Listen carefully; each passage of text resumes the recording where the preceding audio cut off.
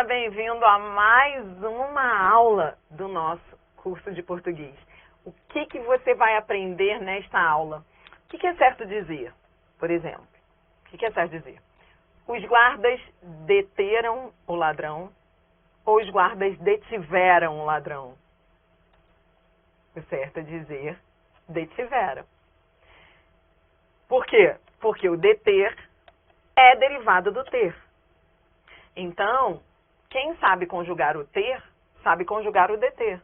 Os guardas tiveram. Então, os guardas detiveram. Por exemplo, o que é certo dizer? Eu reavi o que eu perdi no clube ou eu reouvi? É interessante que, às vezes, o errado soa melhor, né? Reavi soa melhor. Mas a forma correta é eu reouve. Até porque o reaver é derivado do haver. E aí, o haver no pretérito perfeito é ouve. Então, o reaver é reouve.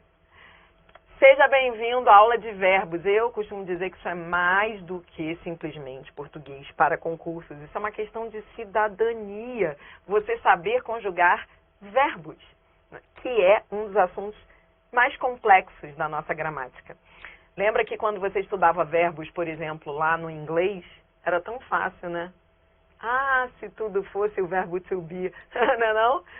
Lembra que você ficava decorando aquela lista, né? Read, read, read, write, wrote, written. Lembra? Não, tudo bem, não há problema, mas era só aquilo. E você achava que você tinha problemas. Mas se você comparar, claro que as línguas não podem ser comparadas enquanto há complexidade de um modo geral. Não existe língua mais difícil do que outra. Mas em determinados assuntos, línguas podem ser mais complexas do que outras.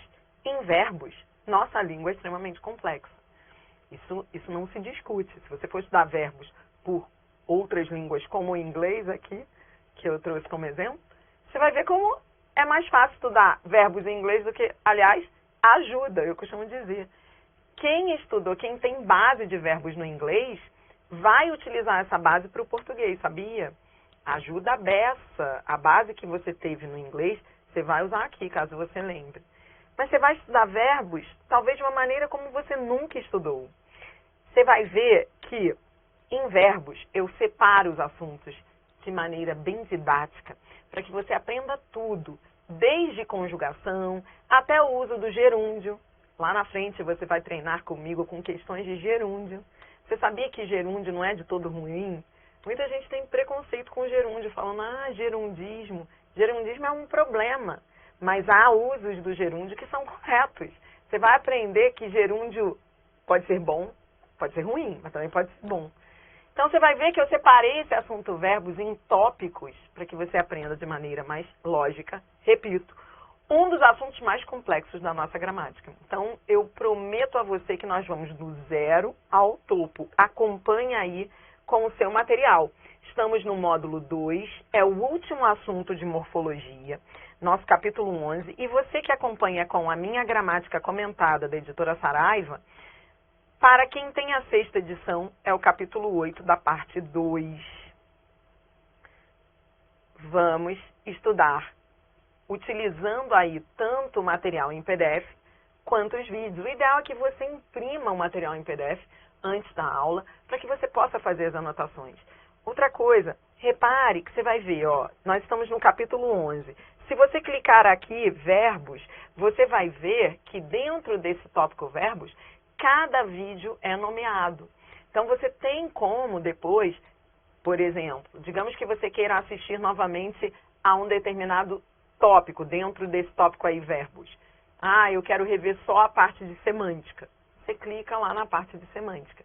Então, essa é a vantagem da plataforma. Você pode assistir aos vídeos que você quer, aos tópicos que você sentir que são importantes serem revistos. Tá bom? Então, nós estamos no capítulo 11, que é o último capítulo de morfologia. Temos aí disponíveis 20 vídeos e 5 materiais. No final, você vai ver que há um material também unificado, caso você queira utilizar. Tudo bem? Então, seja bem-vindo a mais um assunto certo a dizer eu reouve. o português que eu perdi lá na infância. Agora você vai reaver. Seja bem-vindo à nossa aula de verbos. Vamos com tudo. Vamos lá.